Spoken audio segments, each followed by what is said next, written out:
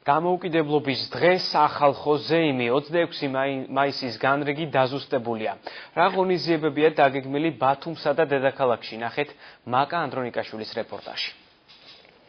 T-72 ტიპის ტანკი, ქვეითთა საბრძოლო მანქანა, ავტომატური ცეცხლსასროლი იარაღები და სხვა სამხედრო ტექნიკა. ეს იმ შეიარაღების ჩამონათვალია, რომელიც დამოუკიდებლობის დღეს ფარდების მოედანზე გამოიფინება და მისი დათვალიერება ნებისმიერ სურვილს შეეძლება. გარდა ამისა, თავისუფლების მოედანზე 200 სამხედრო მოსამსახურე საზეიმოდ ფიცს დადებს ღვთისა და ერის წინაშე. ფიცის დადების ცერემონიალს გახსნის ვერტმფრენების, კერძოდ იროკეზის ტიპის ვერტმფრენების გადაფრენა. 26 მაისი წელსაც სამხედრო აღლუმის გარეშე ჩაივლის. წევამდელთა ფიცის დადების ცერემონია ერთადერთი სამხედრო კომპონენტი იქნება, რომელსაც საქართველოს პრეზიდენტი ჩაიბარებს.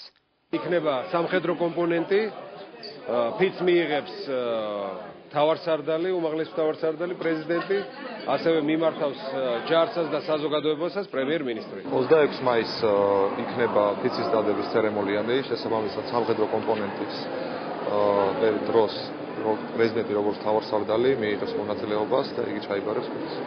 დამოუკიდებლობის დღისადმი მიძღვნილი ღონისძიებები დედაქალაქში 3 ადგილას გაიმართება. პარლამენტის შენობის მიმდებარე ტერიტორიაზე, თავისუფლებისა და ევროპის მოედნებზე საბავშვო გასართობი პროგრამები მთელი დღის განმავლობაში გაგრძელდება. რუსთაველის გამზირზე კი ხელოვნები ღია ცის ქვეშ საკუთარ ნამუშევრებს გამოფენენ. 26 მაისის საზეიმო კონცერტითა და ფეიერვერკით დასრულდება.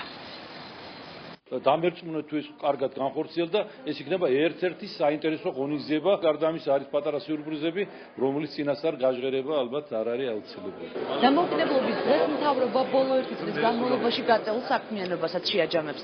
თითოეული სამინისტრო თბილისის ცენტრალურ გამზირზე სპეციალურად გამოყოფილ სტენდზე განხორციელებული რეფორმების ამსახველი საინფორმაციო ბუკლეტებითა და ვიდეო მასალით წარდგება. ძალიან კარგი სანახაობები გველოდება. ჩვენი მხრივ ჩართულები ვართ, საგანმანათლებლო კუთხეც იქნება, სივრცეც იქნება. შევძლებთ კიდევ ერთხელ ჩვენი პროგრამების შესახებ ხალხის ინფორმირებას.